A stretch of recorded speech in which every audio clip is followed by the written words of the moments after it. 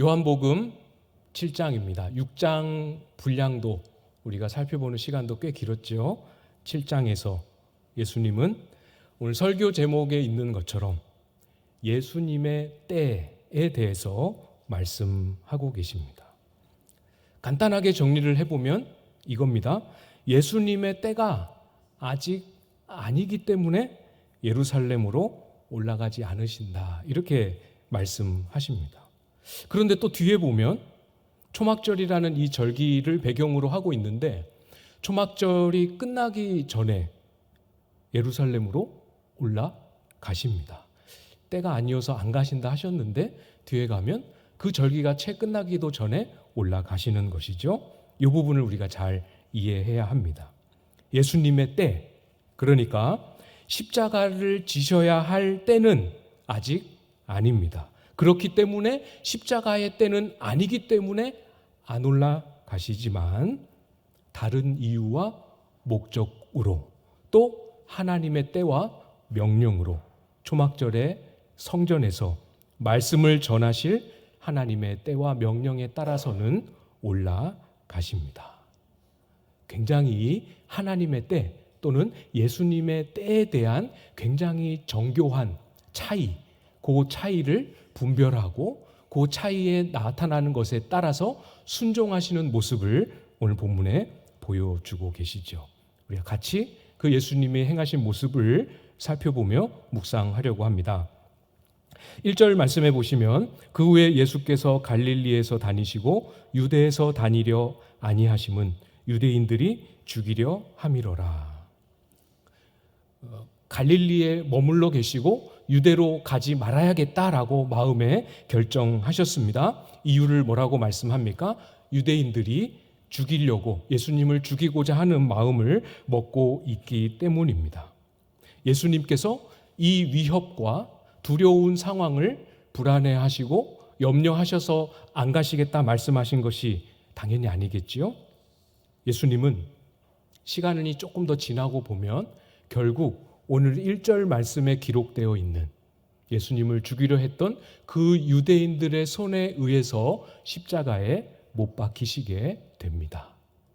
그렇지만 그들 손에서 돌아가시는 것은 맞지만 아직 때가 아닙니다.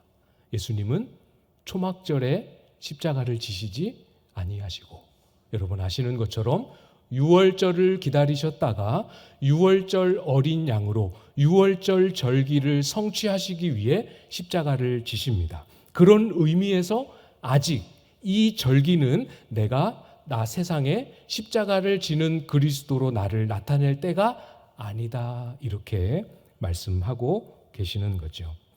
그래서 6절 말씀에도 조금 더 분명하게 말씀하셨죠. 내 때는 아직 이르지 아니하였거니와, 이렇게 말씀하십니다.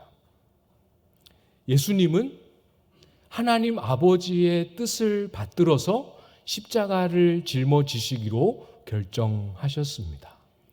하나님 아버지의 뜻대로 십자가를 지시지만 십자가를 향하여 나아가는 길, 십자가를 짊어지시는 방식, 십자가를 짊어지셔야 할 때까지도 모든 과정을 하나님께, 하나님 아버지께 맡겨 놓으셨지요. 철저하게 아버지의 계획하심과 명하심에 순종함으로 십자가의 길을 걸어가고 계십니다. 우리가 충분히 생각할 수 있는 것처럼 뭔가 부족하기 때문에 아버지께 의존해야 되기 때문에 맡기시는 게 아니죠. 하나님 아버지의 도움이 없이 갈 수 없는 길이기 때문에, 그런 한계 때문에 아버지께 맡기시는 것도 아닙니다. 예수님께서 철저하게 하나님 아버지의 뜻에 따라 순종하시는 것은 다름이 아니라 천국의 원리이기 때문에 그래요. 삼위 하나님이, 성부, 성자, 성령 하나님이 저와 여러분을 구원하시기 위해 준비하시고 계획하시고 실행하시는 그 모든 과정을 순종으로, 아버지께 아들의 순종으로, 성령 하나님의 성자를 섬기심으로 구원을 이루기로 작정하셨기 때문에, 이것이 하나님 나라의 원리와 방법이기 때문에 순종하시는 겁니다. 삼위 하나님 사이에 순종이 최고의 신뢰의 표현이고 순종이 최고의 사랑의 표현이기 때문에 그렇죠. 당연히 저와 여러분에게 기대하고 계시고 또 우리가 가야 할 길이죠. 성경이 가르치시는 말씀의 내용, 삶의 원리 앞에 순종으로, 다시 순종을 다짐함으로 우리가 할 수 있는 하나님을 향한 최고의 사랑을 고백하실 수 있기를 부탁을 드립니다. 그냥 해야 되니까 하는 거 말고 사랑입니다. 요한복음 14장에서 예수님이 이렇게 말씀하셨습니다. 나의 계명을 지키는 자라야 나를 사랑하는 자니.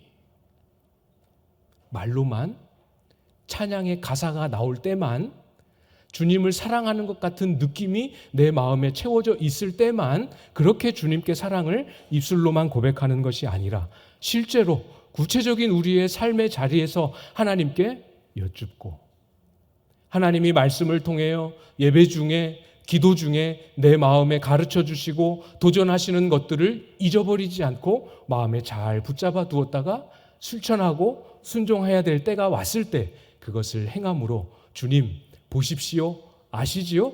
제가 이만큼 주님 사랑합니다. 이렇게 우리의 사랑을 담아 순종의 자리로 나아가야 하죠. 또 최고의 믿음이다 고백을 말씀을 드렸죠. 야고보서에서 이렇게 말씀하십니다. 내가 보거니와 믿음이 그의 행함과 함께 일하고 행함으로 믿음이 온전하게 되었느니라. 믿음이 우리의 순종을 통해서 드러나고 표현되고 함께 역사합니다. 우리의 순종이 차곡차곡 쌓여가면 쌓여갈수록 우리의 믿음이 온전하여지고 견고하여지고 더 뿌리가 깊어진다라고 말씀하고 계시죠. 순종은 하나님 나라를 위해서도, 우리를 위해서도, 우리의 영혼을 위해서도 결코 작은 일이 아니죠. 순종할수록 하나님을 향한 사랑이 흔들리지 않을 수 있을 만큼 견고하고 깊어집니다. 순종할수록 우리의 믿음은 주님이 기뻐하시는 분량대로 점점 더 온전해져 가는 것을 약속하고 계시지요. 말할 때, 행동할 때, 중요한 결정을 내려야 할 때 한 번만 더 성경을 여시고 한 번만 더 주님 앞에 엎드리고 어떻게 해야 할지, 주님의 뜻이 무엇인지, 주님은 나에게 무엇을 기대하시는 건지 물으시고 주님 앞에 나아가실 수 있기를 바랍니다. 틀림없이 우리의 순종을 기뻐하시는 주님께서 틀림없이 우리가 순종해야 할 말씀과 또 순종할 수 있는 힘과 의지를 우리에게 주실 것입니다. 오늘 본문의 예수님은 하나님의 때를 따라서 걸어가시지만 같이 등장하고 있는 예수님의 형제들, 동생들이지요. 그렇지 못한 모습을 보여주고 있습니다. 3절 말씀해 보시면 그 형제들이 예수께 이르되 당신이 행하는 일을 제자들도 보게 여기를 떠나 유대로 가소서. 보이시죠? 예수님이 마음에 품으셨던 의중과 정반대로 말하고 있습니다. 예수님은 갈릴리에 좀 더 머물러 있어야겠다라고 계획을 정하셨지만 예수님의 동생들은 유대로 가시라고 재촉하고 있습니다. 이유가 무엇입니까? 왜 유대로 가라고 예수님께 부탁을 드리고 있지요? 당신이 행하는 일을 제자들도 보게 해야 합니다. 그런 이유입니다. 여기서 말하는 이 제자들은 물론 제자들 중에는 예수님과 함께 지금 갈릴리 이 현장에 있는 제자들도 있지만 여기서 예수님의 동생들이 언급한 이 제자들 누구겠습니까? 요한복음 6장에서 예수님의 말씀을 듣고 걸림이 되어 예수님을 더 이상 따르지 않기로 작정하고 떠난 사람들을 의미하는 거죠. 그래서 그들도 이 초막절 절기가 되었으니 예루살렘으로 다 모여들 테니까 그들이 보는 곳에서, 그들이 있는 곳에서, 그리고 그들뿐만 아니라 많은 사람들이 있는 앞에서 예수님의 가르침과 예수님의 기적을 행해 주십시오. 그래서 예수님을 따르는 것이 옳은 것임을 다시 깨닫고 돌아오도록 해야 하지 않겠습니까? 그렇게 예수님께 부탁을 드리고 있습니다. 그리고 이어지는 4절에서는 훨씬 더 적극적인 의미도 동기도 담아서 말씀하고 있지요. 4절에 보시면 스스로 나타나기를 구하면서 묻혀서 일하는 사람이 없나니 이 일을 행하려 하거든 자신을 세상에 나타내소서 하니. 말씀드렸던 것처럼 초막절은 유대인들이 지키는 아주 중요한 절기 중에 하나였습니다. 많은 사람들이 이 절기를 지키기 위해 예루살렘으로 모여드는 그런 시기이죠. 사람이 많습니다. 예루살렘 성전을 중심으로 많은 사람들이 모여 있을 이 때가 예수님의 동생들이 보기에는 최고의 때요, 최적의 기회라고 생각한 거죠. 어떤 기회겠습니까? 기적을 한 번만 하셔도 갈릴리에서 하는 것보다 훨씬 더 많은 사람들이 한 번의 그 기적을 목격하게 되고, 한 번의 기적만으로도 훨씬 더 많은 사람들에게 훨씬 더 빨리 소문이 퍼질 수 있게 되는 좋은 기회 아닙니까? 자신을 세상에 나타내려고 한다면 이 기회를 놓쳐서는 안 됩니다 라고 충고하고 있지요. 그럴듯하지 않습니까? 자신을 세상에 나타내기 위함이라고 한다면 정말로 정확한 분석이요, 아주 현실적이고 합리적인 제안입니다. 그러나 믿음은 아니지요. 지혜로운 말일지 모르나, 현실을 잘 분석한 말일지는 모르나 그것은 믿음은 아닙니다. 5절에서 말씀하고 있지요. 이는 그 형제들까지도 예수를 믿지 아니함이러라. 예수님의 동생들입니다. 예수님이 태어나신 이후에 마리아에게서 태어난, 예수님 이후에 태어난 동생들이죠. 가족입니다. 같이 어려서 예수님과 함께 성장했던 사람들입니다. 나름 예수님과 가장 가깝고 나름 예수님을 가장 잘 알만한 사람들이지요. 그래도 그들도 아직 믿음은 없었습니다. 예수님은 자신을 세상에 나타내기 위해 오신 분이 아닙니다. 예수님은 어떤 분이십니까? 자기 목숨을 많은 사람의 대속물로 내어주는 섬김을 행하려 오신 분이십니다. 동생들이 예수님 가까이에서 예수님을 가까이에서 알고 지냈을지는 몰라도 성경대로 하나님의 뜻대로 예수님을 알지는 못했습니다. 그래서 오늘 본문은 형제들이 예수님을 믿지 아니함이다 이렇게 말씀하고 계시죠. 우리 자신을 예수님을 처음 믿을 때 고백했던 그것으로 만족하지 말고 부지런히 수시로 자주 우리 자신을 믿음 위에 세워야 합니다. 그렇지 않으면 이 예수님의 동생들과 조금도 다를 바 없이 우리 속에 날 것이 올라오게 됩니다. 가족이잖아요. 예수님이 형님인데 주변에서 예수님에 대한 안 좋은 소문이 들리는 것 동생들이 굉장히 심각하고 아프게 듣지 않았겠습니까? 사람들이 예수님을 많이 따를 때는 동생들도 마음으로 흐뭇하고 무슨 큰 일을 하실 모양인가 보다 하지만 결정적인 순간에 많은 제자들이라고 했던 사람들도 예수님을 떠나는 광경을 보며 동생들이 얼마나 노심초사하며 걱정했겠습니까? 사람들이 예수님에 대해서 이러쿵 저러쿵 안 좋은 소문을 퍼뜨리고 하는 그 소식을 들을 때마다 얼마나 걱정하고 얼마나 불안했겠습니까?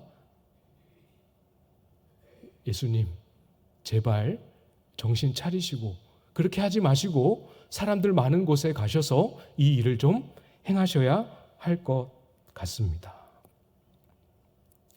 이 예수님의 동생들이 어떤 처지이요, 어떤 입장인지 이해가 되시죠? 우리가 잘 이해할 수 있지만 무슨 상황인지 너무 잘 알지만 믿음 위에 그 처지와 현실을 세워놓고 하나님의 때에 비추어서 하나님의 방식과 하나님의 말씀에 비추어서 그 처지를 바라보지 않으면 결국 예수님 앞에서 예수님에게 세상 일을 요구하는 그 엉뚱한 길로 갈 수밖에 없는 것이죠. 7절 말씀해 보시겠습니까? 세상이 너희를 미워하지 아니하되 나를 미워하나니 이는 내가 세상의 일들을 악하다고 증언함이라. 세상이 예수님의 동생들을, 예수님의 형제들을 미워하지 않는다라고 말씀하십니다. 왜 안 미워합니까? 세상에 속해 있기 때문에. 세상과 같은 방식으로 똑같이 세상의 일을 하고 있기 때문에 같은 부류, 한 통속입니다. 절대로 미워할 일이 없지요. 그러나 예수님은 세상에 속하지 않으셨습니다. 세상의 일을 하지 않으실 뿐만 아니라 세상을 거슬러서 세상에 돌아가는 방식과 정반대의 방식으로 세상의 실체를 드러내고 계십니다. 가족임에도 불구하고 가장 가까이에서 가장 많은 시간을 보냈음에도 불구하고 주님 나라의 일에 있어서는 선명하게 선이 그어지고 서로를 좁힐 수 없고 예수님은 홀로 정말 혼자서만 이 길을 하나님 나라의 길을 걷고 계시고 가까이 있었던 예수님의 형제들은 멀찌감이 떨어지고 있는 것 보이시지요? 저와 여러분에게 예수님이 무엇을 말씀하고 계십니까? 우리에게 기대하시는 것 한 가지죠. 이 둘 중에 어느 길을 선택할 것인가? 주님 따르기를 기대하십니다. 우리는 예수님을 믿음으로 예수님이 가셨던 그 길을 보고 예수님의 뒷모습을 바라보며 예수님을 따르는 삶으로 부름을 받았습니다. 당연히 그 첫 출발은 예수님이 누구신가를 아는 데서부터 시작했지요. 예수님은 저와 여러분을 구원하시기 위해 십자가에 자기 몸을 찢으시고 자기 몸을 피를 흘리신 하나님의 아들이십니다. 거기에서 이 진리로 말미암아 저와 여러분은 예수 그리스도 안에 거하게 되었습니다. 그 믿음 소유하고 계시지요? 우리는 예수 그리스도의 십자가로 말미암아 그리스도 안에 속하였습니다. 예수님은 죄와 사망을 이기시고 놀랍게 다시 살아나셨습니다. 부활하심으로 저와 여러분에게 새로운 생명, 하늘에 속한 생명을 약속하셨고 이미 저와 여러분 속에 주셨습니다. 이 진리 때문에 이 진리로 말미암아 그 진리를 믿는 믿음 속에서 예수님을 따르고 예수님의 명령에 순종하는 삶이 시작되었지요. 그렇게 알고 믿고 따르고 계시지요? 우리 예수님은 부활하신 후에 하늘 보좌 우편에 올라가 앉으셨습니다. 부활하신 모습 그대로 승천하셨고 하나님 보좌 우편에 앉아 계십니다. 우리에게 영원한 나라를 예비해 놓으셨고 영원한 나라를 저와 여러분에게 약속하셨습니다. 그리고 지키고 계시죠? 반드시 한 사람도 택한 자를 떨어뜨리지 않고 낙오하지 않고 반드시 그 예비하신 처소로 데려가십니다. 이 진리가 저와 여러분으로 하여금 참 고단하고 힘겨운 예수님 따르는 삶을 살게 하는 능력이고 힘입니다. 이 소망 때문에, 이 약속 때문에, 우리에게 예비되어진 이 하나님의 은혜 때문에 우리는 오늘도 잘 안 되지만, 시행착오가 많지만 그럼에도 불구하고 포기할 수 없이 예수님을 따르고 예수님과 함께 고난도 받는 삶에 들어가는 것이죠. 여전히 초라하게 보이기도 하고, 여전히 자신 없고, 여전히 연약한 모습이지만 주님을 따르며 주님이 어디 가셨는지 그 뒷모습을 찾아 주님이 가신 그 발걸음을 똑같이 나도 디디며 순종하는 삶, 다시 이 아침에 결단하실 수 있기를 바랍니다. 예수님은 동생들을 보내시고 기다리셨다가 드디어 하나님의 때에 하나님의 말씀하심을 따라 홀로 그 길을 걸어가시죠. 10절, 오늘 본문을 조금 넘어서지만 10절 말씀인데요. 우리 같이 한번 읽어볼까요? 10절 시작. 그 형제들이 명절에 올라간 후에 자기도 올라가시되 나타내지 않고 은밀히 가시니라. 아멘. 세상이 말하는 때, 세상이 우리에게 압박하고 요구하는 때, 동생들을 통하여 들으셨던 그 때는 거절하고 거부하셨습니다. 그리고 어떻게 하셨습니까? 갈릴리에 머물러 하나님의 때를 기다리셨다가 올라가십니다. 똑같은 올라감이지만 완전히 다른 올라감이지요. 무엇을 따라서 갔느냐에 따라 똑같은 길이지만 완전히 다릅니다. 올라가시기만 한 게 아니지요. 세상의 때로 요구했던 그 속에 담겨 있는 세상의 방식, 세상의 원리를 철저하게 거부하셨습니다. 어떻게 거부하셨습니까? 오늘 방금 읽은 이 10절에 나타내지 않고 은밀하게, 동생들한테 들킬까봐가 아니라 예수님에게 기대하셨던 하나님의 뜻을 따라서 사람들에게 자신을 과시하고 나타내고 사람들의 인정을 받음으로 메시아로서의 영향력을 드러내는 그 길은 철저하게 거부하시고 은밀하게 아무도 모르게 고요하게 순종하셨습니다. 세상은 우리에게 위협하기도 하지만 유혹하기도 하지 않습니까? 우리 말 따르면 괜찮다, 평안하다, 유혹합니다. 세상은 세상에 속한 자를 미워하지 않고 세상에 속한 자를 따뜻하게 품어주지만 하나님의 때와 하나님의 길을 가는 자는 미워합니다. 미움을 받는 길을 아시면서 그대로 받으며 걸어가셨죠.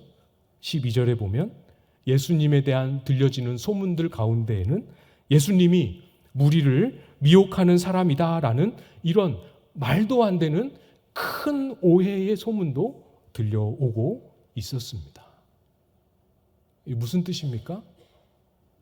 사람들이 예수님을 일컬어 우리가 오늘 오후에 특강하겠지만 이단이라고, 잘못된 진리로 백성들을 현혹하고 넘어지게 하는 자라고 예수님을 비난하고 오해하고 있습니다. 그런 오해를 다 받으시고 그 길을 아심에도 불구하고 걸어가십니다.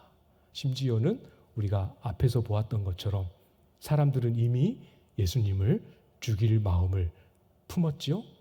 5장에 보면 안식일에 병자를 치유하신 사건 때문에 사람의 살을 먹어야 된다, 사람의 피를 마셔야 된다 하는 이 어려운 말씀을 하신 이 일들로 인하여서 유대인들은 예수님을 죽이려는 마음을 먹고 점점 더 이 마음을 키우고 이 행동을, 이 계획을 실행에 옮기게 됩니다.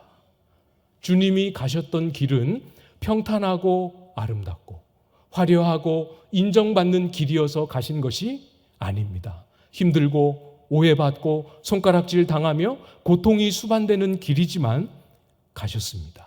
이유는 하나죠.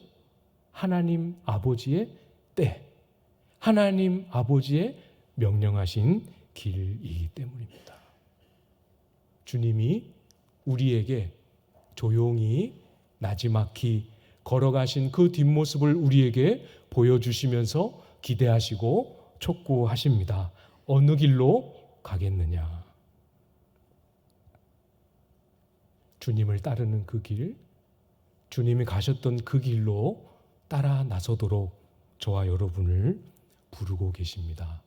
좋아서 가는 길 아닙니다.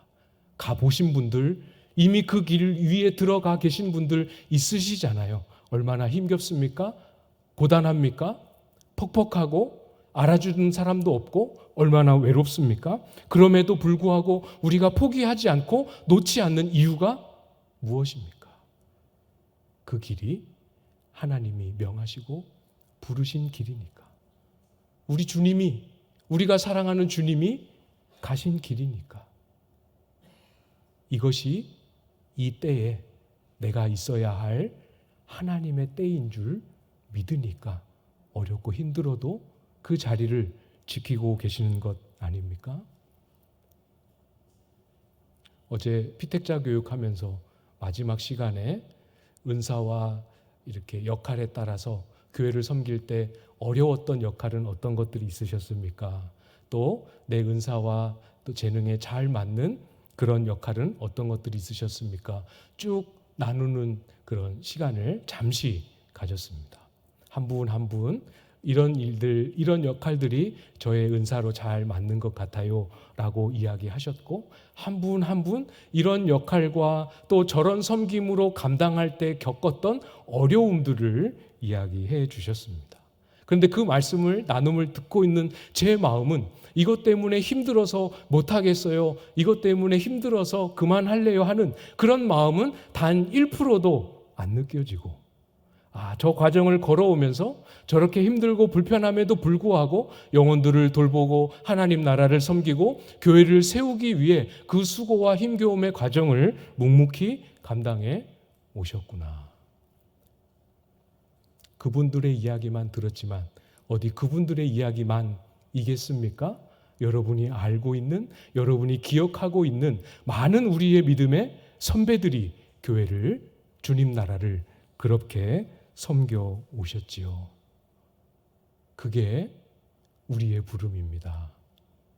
다시 한번 이 아침에 주님의 뒷모습을 바라보면서 나는 어느 길로 가야 할지 잘 마음을 정돈하시고 주님 앞에 여러분의 다짐과 고백을 올려드리실 수 있기를 바라요. 주님께서 명령하신 그 길을 따를 수 있도록 저에게도 주님을 더 깊이 알고 더 바르게 알고 주님을 더 새롭게 만날 수 있는 은혜 허락해 주십시오 간구하시기 바랍니다.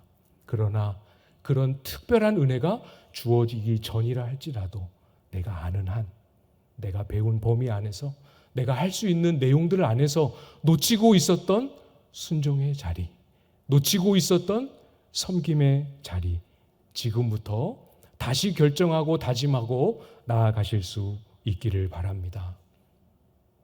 우리 주님은 순종하려고 나아가는 저와 여러분을 힘겨움과 지침 속에 내버려 두지 않으십니다.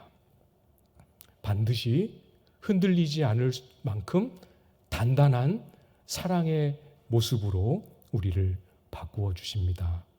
반드시 순종을 통해서 확인되는 믿음의 열매와 믿음의 역사, 우리의 삶에, 우리의 섬김의 자리에 반드시 충만하게 부어 주실 것입니다.